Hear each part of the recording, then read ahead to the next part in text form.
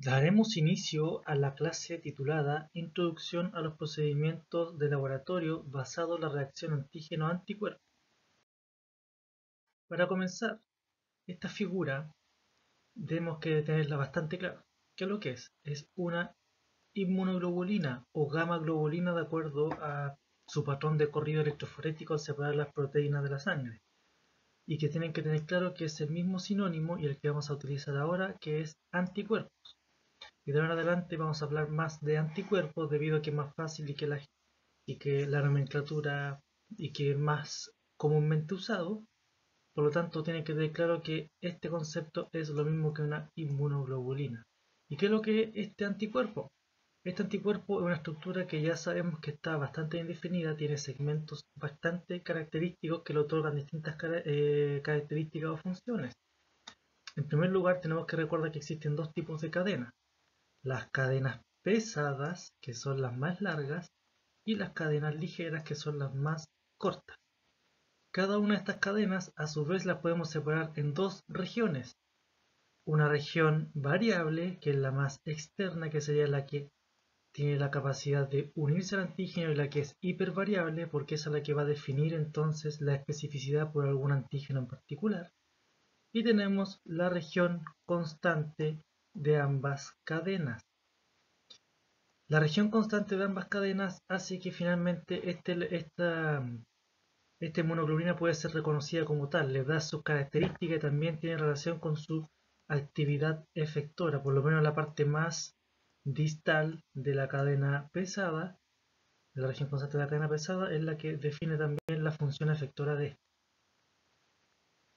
Recuerden que en la región constante de las cadenas ligeras, o sea, me refiero a este segmento, define para dos tipos de inmunoglobulinas, que serían inmunoglobulinas de cadena kappa o de cadena lambda, recordándoles que la producción de lambda o kappa no es que nosotros denominemos a estas inmunoglobulinas como tal, sino que es un indicador que probablemente sea de estudio.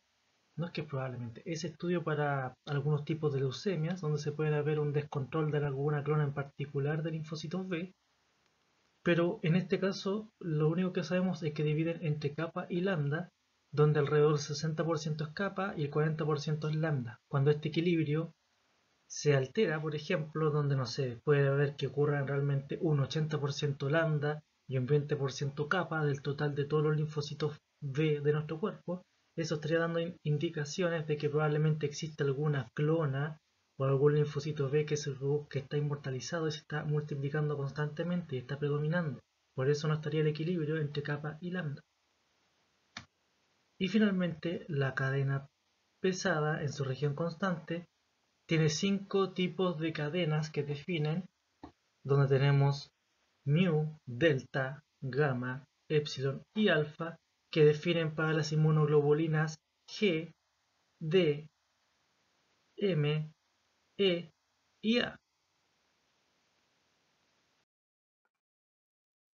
Ahora vamos a analizar esta clásica tabla de las 5 clases de inmunoglobulina y que me gusta analizarla a veces o hacerla que estudien porque necesito que tengan claras distintas cosas de la inmunoglobulina.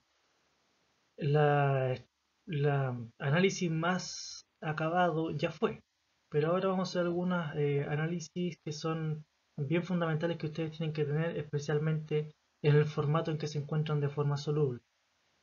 Por ejemplo, vamos a iniciar con la inmunoglobulina G, la cual ya tienen que tener claro que la cadena pesada de su región constante posee la estructura de tipo gamma, y esa es la que define que esta inmunoglobulina sea inmunoglobulina G, porque probablemente vamos a ver la otra inmunoglobulina que estructuralmente pueden ser muy similares, pero la región gamma es, que está en la región constante de la cadena pesada, es la que define finalmente que esta es una inmunoglobulina G. Además deben saber que la inmunoglobulina G posee subclases, por lo menos existen 4 subclases ya un poco más clásicas descritas, y que posee, desde el punto de vista de la región constante de su cadena ligera, puede ser tanto kappa o lambda, de acuerdo a lo que expliqué anteriormente, que existe una distribución homogénea entre lo que es producción de ambos tipos de cadenas ligeras. En segundo lugar, vamos con la inmunoglobulina M. ¿Y qué nos destaca inmediatamente? Bueno, visualmente nos destaca una cosa, pero desde el punto de vista de la cadena pesada, esta es de tipo mu, por eso es M. ¿Qué es lo que diferencia inmediatamente desde el punto de vista soluble? La IgM es un pentámero, que quiere decir que son 5 unidades de inmunoglobulina unidas a través de o favorecidas a través de una cadena J que favorece la unión de los distintos monómeros de inmunoglobulina. Esta igual entonces puede ser tanto capa o lambda en su estructura, de acuerdo a la distribución total. Lo que sí es importante es que todos estos determinantes antigénicos son específicos para un solo antígeno. Estructuralmente entonces ya sabemos, si vamos a diferenciar entre la inmunoglobulina G y la M, que son las dos más abundantes de nuestro cuerpo, bueno, la IgA también se suma a esto, pero entre esas dos es que espacialmente la inmunoglobulina M abarca muchísimo más que la inmunoglobulina G. Y eso hace también de que la inmunoglobulina M tenga características como que mejor fijadora del complemento que la inmunoglobulina G, por ejemplo. Vamos con la siguiente inmunoglobulina importante, que es la inmunoglobulina A. La inmunoglobulina A, como ven acá, por lo general se describe que es un dímero. Puede estar también en formato monómero, pero por lo general se habla de que es un dímero. Y este dímero, o sea que son dos unidades de inmunoglobulina, en donde también al ser un dímero ya no es una sola molécula, tiene presente una cadena J que favorece la unión de ambas. Por lo tanto, esta cadena, esta inmunoglobulina o su formato especial como tal, que sea también definida por alfa, le da características, por ejemplo, de que pueda sobrevivir en las mucosas, ya que es una inmunoglobulina que está asociada a las mucosas.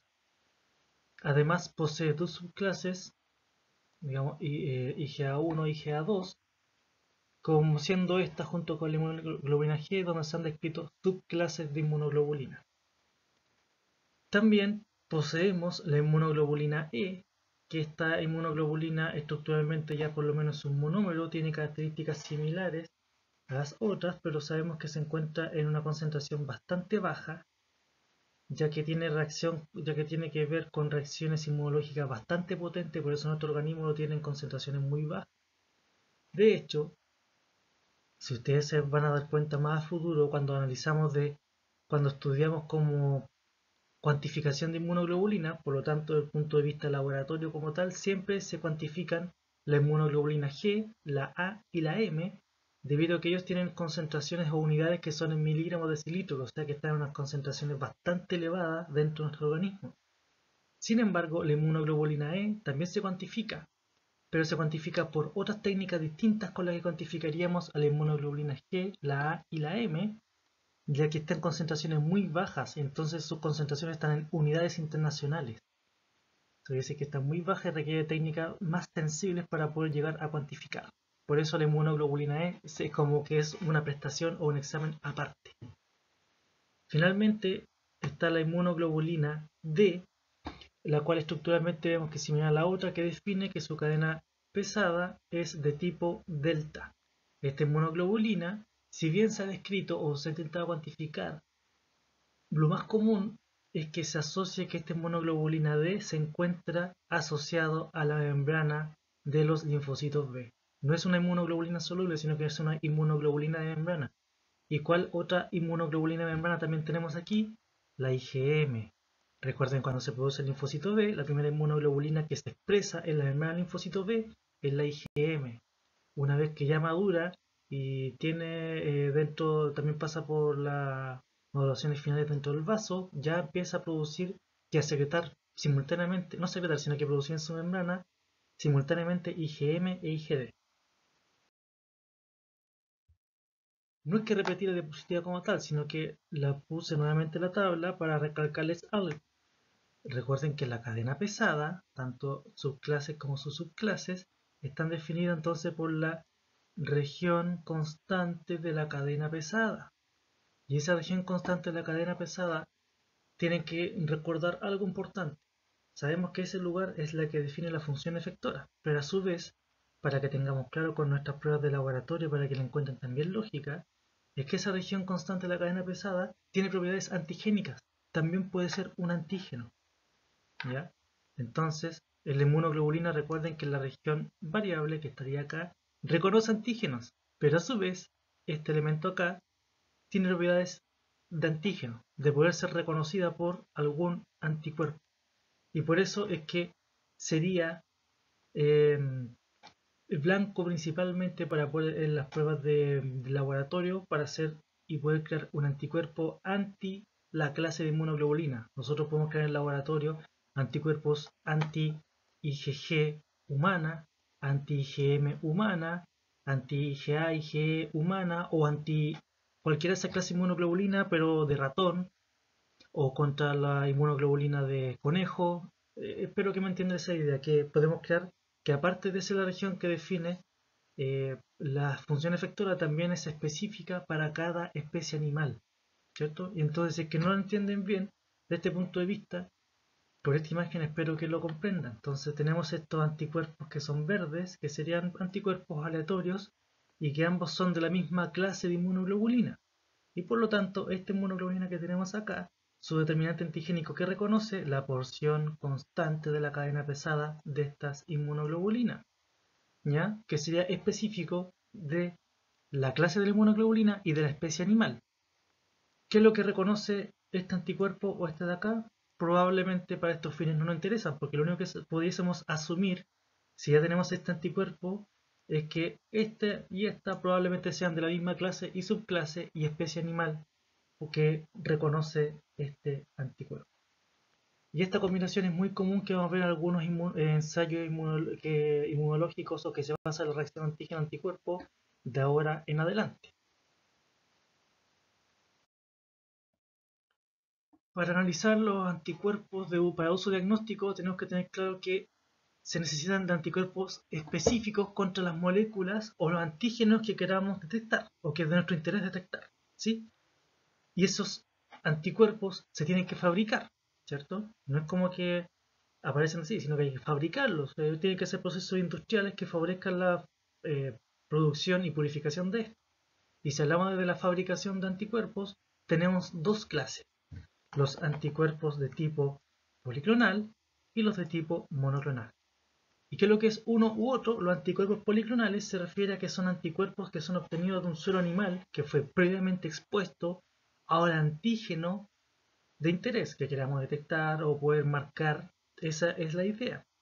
Y por lo tanto, estos anticuerpos se obtienen a partir de ¿qué? De múltiples clonas de linfocitos B, y todas esas clonas que tienen en común es que son específicas para el mismo antígeno. ¿Ya? Eso tienen que tener claro. Policlonales, múltiples clonas. Y monoclonales son, a diferencia de anteriores, que son anticuerpos que son producidas por una sola clona de linfocito B específico para un antígeno. Entonces, monoclonal, una sola clona. Fácil de entender, por lo menos sacando por deducción por las palabras, ¿sí? A ver, si tenemos acá un suero, y este suero, ¿qué es lo que tiene adentro? Tiene anticuerpos anti un antígeno que le denominé X, puede ser cualquiera, es antígeno X, pero es policlonal, ¿ya? ¿Qué es lo que define entonces? Tenemos un suero con anticuerpos que son específicos para ese antígeno X.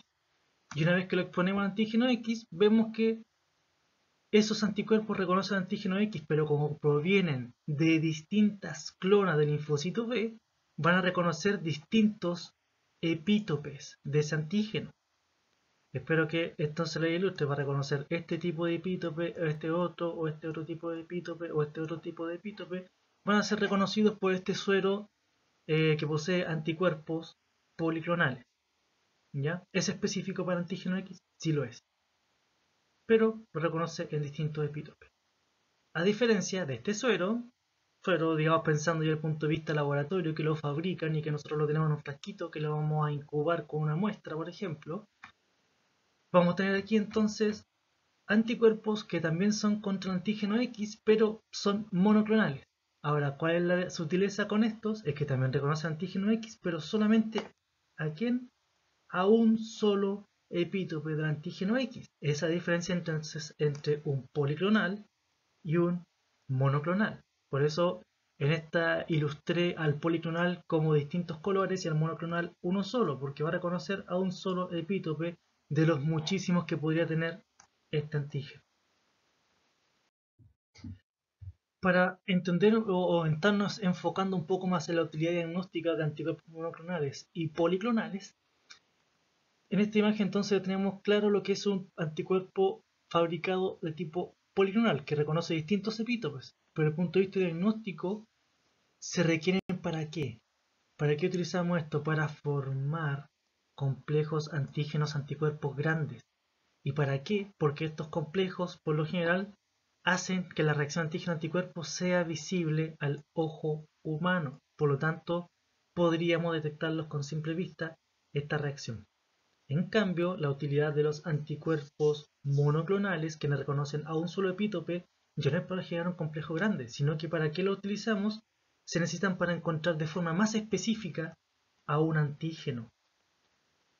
¿Por qué? Porque se aumenta la especificidad ya que disminuye el riesgo a reacciones cruzadas.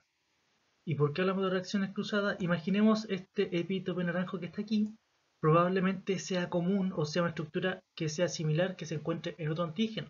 Entonces, si tenemos un policlonal, podría también reconocer a ese otro antígeno, disminuyendo la especificidad de nuestra reacción. Por eso se ocupan los monoclonales. ¿Ya? Esa es un poco la idea o la diferencia diagnóstica entre monoclonal y policlonal. Esta figura solamente la puse para recalcar algo, porque mi ejemplo anterior mostraba un epítope cada uno, pero recuerden que son estructuras antigénicas, o por ejemplo en células podría haber distintas eh, copias del mismo antígeno, o lo más importante también, que el mismo antígeno puede tener repetida varias veces el mismo epítope. Por eso no es como que el epítope, por ejemplo, en una célula, si vamos a buscar una célula, está una sola vez, puede estar muchísimas veces. ¿Ya? Eso quiero que tengan claro. ¿Ya? Ahora entonces algunos conceptos en base a la reacción antígeno-anticuerpo que tenemos que tener claro. Una reacción antígeno-anticuerpo puede ser específica, en donde, ¿qué ocurre con esta, de acuerdo a esta figura? Ocurre que hubo una reacción correcta del anticuerpo con el antígeno para el cual se fabricó, o sea, se reconoció al antígeno al cual queríamos detectar. Eso sería el concepto que se trata siempre de llegar. ¿Ya? Sin embargo, existe otro concepto que ya lo vimos anteriormente que se denomina reacción cruzada. ¿Y qué significa esto? En donde pueden ver, por ejemplo, tenemos el mismo anticuerpo, pero reconoce un epítope del antígeno que queremos detectar, pero a su vez ese epítope podría estar también compartido en otro antígeno. Entonces, eso quiere decir que va a reconocer el epítope de alguna otra molécula que es estructuralmente similar. Por lo tanto, ya la reacción no es tan específica, ocurre una reacción cruzada. Eso quiere decir que el anticuerpo fabricado para un antígeno puede también marcar a otro antígeno por este fenómeno de reacción cruzada. También tendríamos otro concepto que también quiero que tengan claro, que sería una interferencia. ¿Qué ocurre en este caso? Tenemos a nuestro anticuerpo que reconoce ese antígeno por el cual se fabricó, pero este antígeno por algún motivo tiene adherido por alguna reacción eh, bioquímica u otra molécula interferente. ¿Y qué pasaría? Que esa molécula interferente puede tener capacidades antigénicas o de adhesión de otros anticuerpos, por lo tanto generando un fenómeno de interferencia, por lo tanto uniéndose otros anticuerpos que no tendrían por qué haberse unido a las moléculas que queremos detectar. Entonces aparecen acá moléculas que no tenemos contempladas que pueden reaccionar o adherir a otros anticuerpos. Entonces recuerden bien, podemos tener reacciones específicas, reacciones cruzadas o reacciones de interferencia.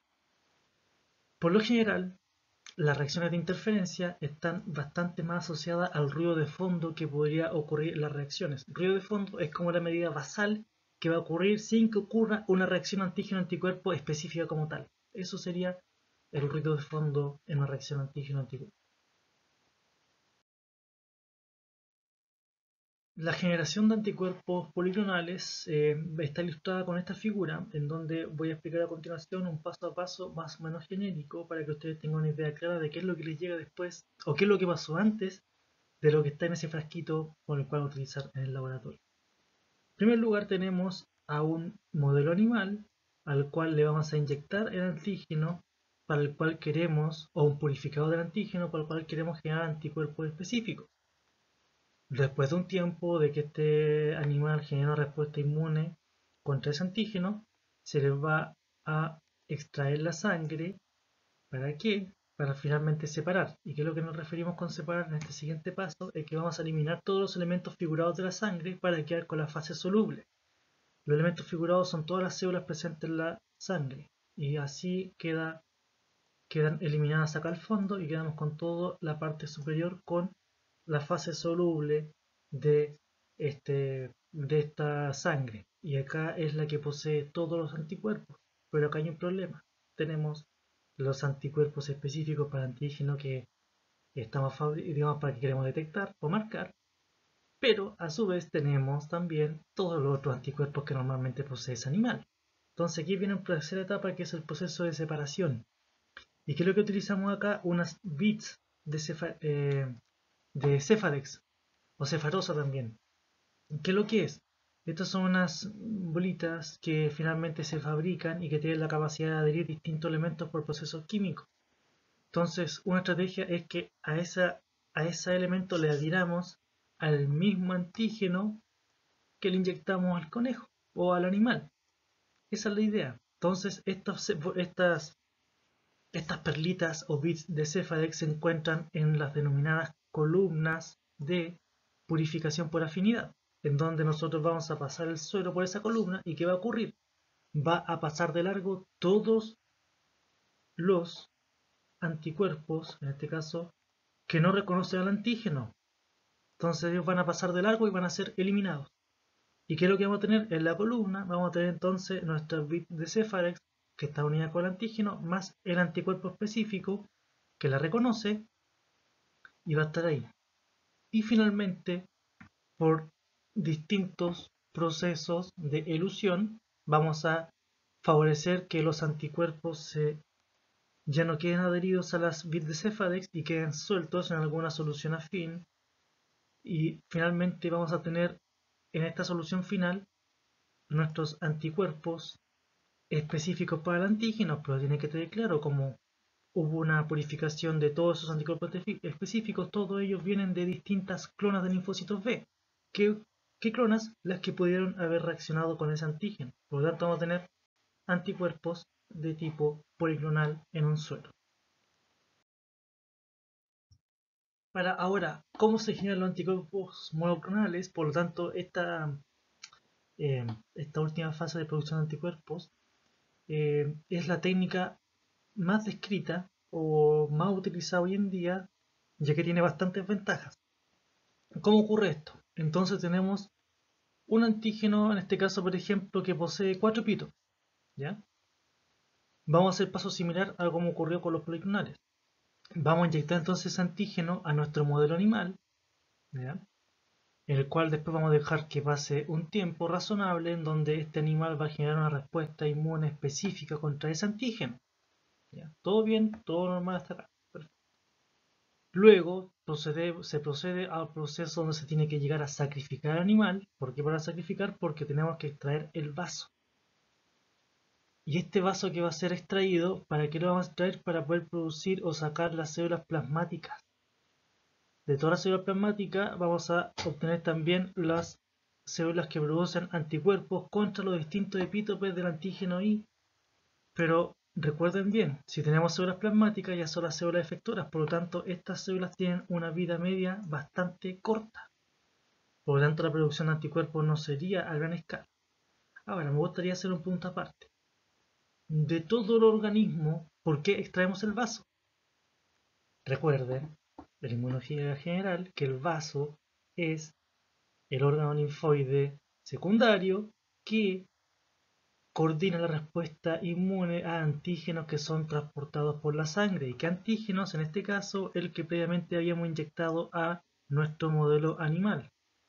¿ya? Entonces por eso se extrae el vaso y de ahí se sacan o se intenta por distintos procesos extraer las células plasmáticas que se producen ahí. Estas células plasmáticas se tienen que después adherir o combinar con otro tipo celular. Previo a esto ya hubo también una selección de las distintas células presentes ahí para ver cuál es la que producía anticuerpos específicos contra nuestro antígeno, ¿ya? Pero en lo general, como es una reacción que ocurre en poco tiempo, es la que más predomina, ¿ya? Por si acaso. Entonces, ¿qué es lo que se hace? Se va a tener que incubar con otro tipo celular, con células del mieloma múltiple. Mieloma múltiple, ¿qué es lo que es? Es un tipo de cáncer que ocurre en los ganglios linfáticos, o sea, en un proceso leucémico como tal, o que está como asociado a leucemias. ¿Y qué es lo que es? Finalmente es una proliferación excesiva de células plasmáticas. Esas son las células del mieloma múltiple. Y esta producción excesiva de células plasmáticas, estas tienen características particulares. Secretan anticuerpos como toda célula plasmática, sí, pero secretan anticuerpos que son inespecíficos. Pero como es una célula maligna, cancerígena, tiene la capacidad de que se replica constantemente. ¿Ya? Entonces, ¿qué es lo que tenemos? Tenemos una célula que, en este caso, secreta anticuerpos pero son inespecíficos y se replica constantemente. Versus otras células que secretan anticuerpos que son específicos pero tienen una vida media corta. Por lo tanto, por distintos procesos químicos, por ejemplo, a través favoreciendo con algunos polímeros como polietilenglicol, se hace que estas dos células se fusionen. Entonces, ¿qué es lo que vamos a tener? Vamos a tener ahora las células denominadas hibridomas. ¿Y qué es lo que es el hibridoma? Entonces sería, de acuerdo a este esquema, una mezcla entre nuestras células plasmáticas específicas con la célula de mieloma múltiple. Por lo tanto, ¿qué tenemos acá? Tenemos un hibridoma que posee ahora replicación constante, por lo tanto es inmortal, y tenemos también la capacidad de producir anticuerpos específicos contra el antígeno que queremos fabricar. Esa es la idea. Eso es lo que tenemos entonces acá. Tenemos la fusión digamos, de las 4 clonas de linfocitos B específicas para nuestro antígeno I, para su instinto de epito. Y a continuación entonces tenemos al hibridoma que tiene entonces esta replicación constante y produce anticuerpo el antígeno I, y por lo tanto sería una fuente inagotable de anticuerpos monoclonales desde el punto de vista teórico, porque tiene que estar en un medio de cultivo adecuado para producir, para tener los nutrientes adecuados para seguirse multiplicando constantemente y producir más anticuerpos. Entonces tenemos nuestras células del hibridoma y posteriormente se saca cada una de ellas y se colocan en en distintos frascos de medio de cultivo para que esa clona se multiplique y produzca más anticuerpos, y se va a aislar finalmente a la célula que produzca un anticuerpo monoclonal para entonces que se especifica para un solo epítope del antígeno I. La pregunta que viene a continuación o que les puede caer de cajón es: ¿cuál de este ejemplo, cuál de esas 4 se elige? Se tendrá que elegir la que tenga mejor afinidad, la que reaccione mejor. Existen otros procesos que vienen a continuación que definen cuál sería el anticuerpo monoclonal más adecuado y que obviamente tampoco ese epítope tenga reacciones cruzadas con otro antígeno. Esa es la idea de generar el anticuerpo monoclonal, o esos son los procesos para generar un anticuerpo monoclonal. Entonces ya produjimos anticuerpos policlonales y monoclonales, entonces hay que analizar al anticuerpo como herramienta de diagnóstico. ¿Qué características tiene? ¿Por qué lo podemos utilizar como un elemento diagnóstico? Uno, ya sabemos por qué vamos a generar una molécula que sea específica para alguna estructura o alguna molécula que queramos detectar o cuantificar, ¿sí? Pero a su vez tiene la capacidad de que estos se pueden conjugar con algunas moléculas que podemos denominar reveladoras. Hay 3 grupos principales que pueden ser enzimas, fluoróforos y radioisótopos. También se pueden conjugar a moléculas de color u otras en algunas técnicas, como vamos a ver. Pero estos serían como los 3 grandes grupos que podría aplicar. ¿Y por qué los quiero ilustrar con esto? Porque si podemos entonces tener anticuerpos que los podemos conjugar con enzimas, fluoróforos o radioisótopos, es que cada uno de ellos podemos después catalizar o producir una reacción que nos va a evidenciar la reacción antígeno-anticuerpo. Por ejemplo, si es una enzima, para poder evidenciar que una reacción antígeno-anticuerpo, nosotros agregamos el sustrato para esa enzima y si es que se produce color es porque la enzima catalizó la reacción. Y eso quiere decir que el anticuerpo se unió al antígeno que estábamos buscando. Y se puede cuantificar esto por un espectrofotómetro. Si es con fluoróforo, se puede producir, ya como un fluoróforo se le incide su luz para poder excitar el fluoróforo para que éste emita otra longitud de onda y la cual la podamos detectar en un fluorímetro. O bien, si está conjugado con un radioisótopo, vamos a requerir de un lector gamma que tenga la capacidad de poder leer esa radiación y poder cuantificar también. Por eso estas moléculas serían reveladoras. ¿Por qué? Porque finalmente lo que nos van a indicar, o su lectura lo que nos va a indicar, es que hubo una reacción antígeno-anticuerpo. O en algunos casos también se podría cuantificar esa molécula que se está detectando. A ver, tienen que tener claro también que para estos anticuerpos como herramienta de diagnóstico, que acá pueden ocurrir distintas combinaciones. ¿Y a qué me refiero con combinaciones? Depende de qué es lo que estemos buscando. Entonces, estas combinaciones que puede existir entre tanto el antígeno o los anticuerpos va a depender de la distribución de la técnica usada y qué es lo que se está buscando. En pocas palabras, veamos esta figura. Tenemos un antígeno X en donde tenemos un anticuerpo conjugado con una molécula reveladora, que es lo más simple que puede ocurrir y que sería por lógico eso lo que tiene que ser, pero es que ahí nosotros estamos haciendo una estrategia para poder detectar a este antígeno. Sin embargo, también existen otras estrategias en donde podemos adherir a una matriz sólida, un anticuerpo, para que este antígeno se una y podemos ocupar el anticuerpo que va a detectar también este antígeno. Por ende, si este es uno y este es otro, ambos reconocen distintos epítopes del mismo antígeno. ¿Ya? Eso es otro tipo de estrategia también que se puede utilizar en las distintas técnicas. O bien puede ocurrir que tengamos que en una primera reacción se une un anticuerpo que no tiene molécula reveladora y para poder verificar eso tengamos que adherir un anticuerpo que reconozca la clase de esta inmunoglobulina y que esta es la que tenga la molécula reveladora. Esa es otra combinación que es bastante común, muy común utilizada también, como van a ver, y aquí me da el puntapié para poder hablar de un concepto. Ese anticuerpo que se colocó ahí, por lo general en la nomenclatura lo denominamos como anticuerpo secundario.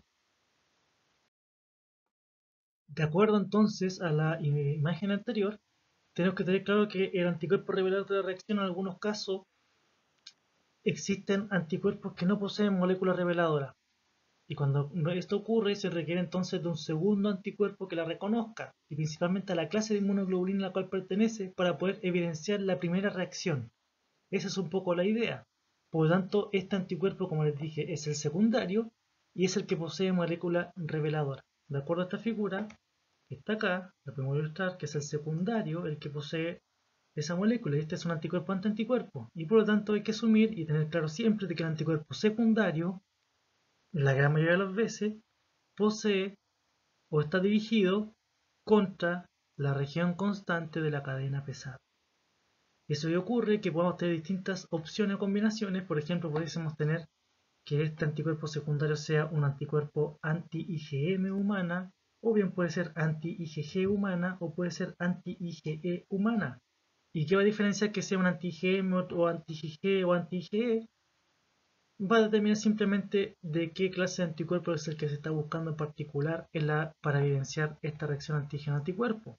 Y cuál es el que tiene más utilidad. Y de hecho, estos tres que les estoy mostrando aparecen protocolos dentro de la guía de lo que se va a hacer en los laboratorios. Entonces, ustedes que ven introducir la guía, revisen y vean bien cuál o tiene anticuerpo secundario y ese anticuerpo secundario para qué clase de inmunoglobulina es específico.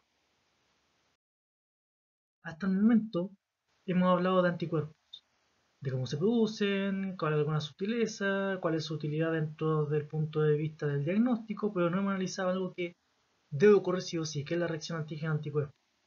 Y quiero recordarles y que tienen que tener claro que la reacción antígeno-anticuerpo es específica.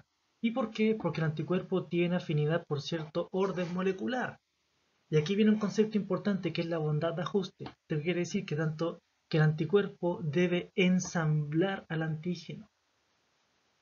Esta afinidad quiere decir que ambos tienen como que entre comillas ensamblar bien para que pueda ocurrir la reacción antígeno-anticuerpo. Entonces, uno, la bondad de ajuste que se ensambla. Pero también tenemos que tener claro otra cosa, que la reacción antígeno-anticuerpo se puede considerar que es reversible. ¿Y por qué? Porque está dado por uniones bioquímicas que son consideradas como débiles. ¿Y cuáles son esas? Las uniones no covalentes. ¿Y cuáles son las que destacan acá? Las uniones hidrofóbicas, puentes de hidrógeno, fuerza de Van der Waals y fuerza electrostática. ¿Qué ocurre entonces si tenemos la bondad de ajuste en donde el antígeno ensambla con el anticuerpo? Ese es el primer paso. ¿Se podría desensamblar con facilidad? Sí, pero como ensamblaron bien, ese es en ese momento cuando estas fuerzas no covalentes empiezan a actuar para que se favorezca la unión ya más fuerte entre el antígeno y el antígeno. Una tercera característica es que es rápida. Esta reacción, que si bien vemos que viene a consecuencia de pasos, ocurre en milésimas de segundos, por lo tanto es considerada rápida. Y finalmente, se considera que es espontánea. ¿Y por qué? Porque esta reacción, por el tipo de fuerzas o de reacciones que tiene, no consume energía. Por eso también se considera que es espontánea. ¿Ya? Ahora, nosotros sabemos que la reacción antígeno-anticuerpo es bastante, digamos, es específica, pero no quiere decir, en este caso analizando la reversibilidad, de que no se pueda revertir. De todo lo contrario, se revierte. De hecho, si analizan lo que expliqué anteriormente, la separación de los anticuerpos policlonales que pasaban por estas perlitas de Cefadex, después venía un proceso de elusión. Y ese proceso de elusión, su misión importante es que estas fuerzas ya no actúen, eliminar estas fuerzas para que ese anticuerpo pueda soltar de esas bits y poder quedar en el líquido final o denominado el UAT. Tenemos que tener claro algo en particular con esto, que puede haber un efecto del pH en los anticuerpos. ¿Y por qué? Porque los anticuerpos finalmente ¿qué son? Son proteínas. Y por lo tanto se involucran y sean influenciadas. ¿Por qué? Por el punto isoeléctrico que pueden tener. Por lo tanto, la reacción antígeno-anticuerpo desde el punto de vista laboratorio tiene que estar en condiciones estandarizadas de pH. Por ejemplo, les quiero mostrar esta figura. Esto acá es un glóbulo rojo. El glóbulo rojo se habla de que es lo que tiene en sí carga neta total negativa, dada principalmente por el ácido oxálico que tiene. Al tener carga neta negativa, hace que las cargas o los protones estén alrededor de él, dependiendo de la concentración. Y recuerden del pH de qué depende. Depende de la concentración de protones. ¿Ya? A mayor concentración protónica, menor es el pH. Por lo tanto, para que el anticuerpo a nivel general tiene que estar o tiene que tener una carga neta positiva. Y esa carga neta positiva, ¿qué ocurre? Si el pH es bastante bajo, va a hacer que entonces sea repelida por los protones que se pudiesen estar ubicadas alrededor del glóbulo rojo. ¿Se entiende entonces? Si es glóbulo rojo es negativo, y existen muchos protones alrededor en el medio, entonces se van a recolocar alrededor del glóbulo rojo muchísimos más protones, que va a favorecer que este anticuerpo que está aquí, que tiene una carga neta positiva, tenga mayor dificultad para poder unirse a su antígeno. Por lo tanto, si el medio posee una condición o una concentración estandarizada de pH, eso quiere decir concentración de protones, esta reacción sería más favorecida. Ahora, ¿qué ocurre si nos vamos al caso contrario? Que hay muchísimo menos protones, va a ser todo lo contrario, que otros anticuerpos que no son específicos para la reacción se puedan unir también, produciendo reacciones inespecíficas. Por lo tanto, generalmente se habla de que estos anticuerpos tienen que estar en un medio a un pH de 6,5 a 7,5 para que pueda ocurrir esta reacción espontánea. Otros textos hablan de 6 a 7,5, pero otros que son más rígidos y que son más acortan esto y que hablan de que tiene que ser de 6,5 a 7,5 para poder que esta molécula tenga su carga neta positiva y pueda unirse específicamente. Para ir finalizando, quiero analizar un concepto clave muy importante y que es la reacción equivalente. ¿Y qué es lo que me refiero con la reacción equivalente? Porque es para que ocurra finalmente una reacción antígeno-anticuerpo de complejos grandes, se necesita de unas cantidades equivalentes de ambos. Cantidades equivalentes, por favor, no iguales, equivalentes. Que es un error bien común que de repente cometen, que piensa que tienen que estar en concentraciones iguales, sino que están en concentraciones equivalentes. ¿Y esto para qué aplica principalmente? Aplica para las pruebas de laboratorio que requieren formas complejos grandes. Las dos principales son las técnicas de aglutinación y las de precipitación. ¿Y por qué hablamos de equivalente? Porque depende mucho de la valencia de un anticuerpo en particular. Por ejemplo, no va a ser lo mismo si el anticuerpo involucrado es IgG o IgM. Recuerden que uno es un monómero y otro es un pentámero. ¿Ya? Entonces, ¿qué es lo que involucra? Esto involucra tres conceptos claves en donde está la zona que se denomina prozona o a veces también denominada como prezona, en donde ustedes tienen un exceso de anticuerpos versus la concentración de antígenos.